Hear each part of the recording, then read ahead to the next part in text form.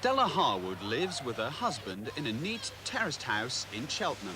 She's now a postwoman, and some of her duties include sorting. And goodness knows she gets enough practice at that at home, because home is crammed floor to ceiling with the stuff you and I, our parents and grandparents, have simply regarded as litter. The throwaway debris of 20th century life includes enough comics and shilling pop magazines to revive the memory of growing pains.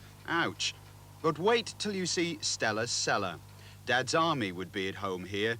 Anyone remember National Dried Milk? And what was his line, I wonder?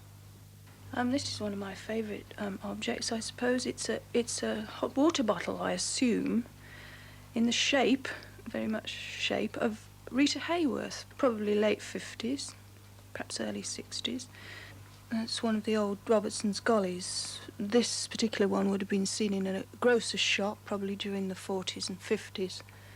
And it's precisely this throwaway quality which attracts Stella.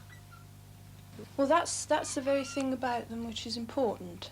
I mean, the things that appear on people's breakfast tables, the things that are in the glove compartments of their cars, these are the things that you hardly notice, and yet you live with them. Well, I'd wager more than a roll of Everest billed here as the peak of toilet paper perfection that some will regret having thrown this little lot away. The Eagle's very own Dan Dare projector kit, a Guinness lampshade with 1930s toucan, probably now worth £100. A wartime baby doll, equipped bizarrely with wartime baby's gas mask. And look what your granny had to vacuum with. Of course, in 10 years' time, things from the 80s will become interesting, and I'll wish I hadn't thrown everything away. Do you think there's a story behind some of these?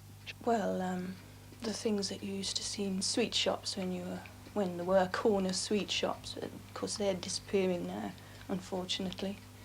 The things that you used to see in shop windows, the toys that you always wanted for Christmas but you could never have because you couldn't have everything. And the rest of us can't have this either, a magnificent AMI jukebox, vintage early 60s.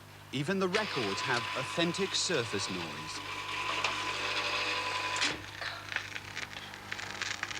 Every night I sit here by my window, staring at the lonely avenue. You'll have to open a museum soon. Yeah, my whole sort of reason for living, this is what I want to do in the future, is get some sort of premises and open a museum so that other people can come and have a laugh or remember. Like a walk in the park, like a kiss in the dark, like a sailboat ride.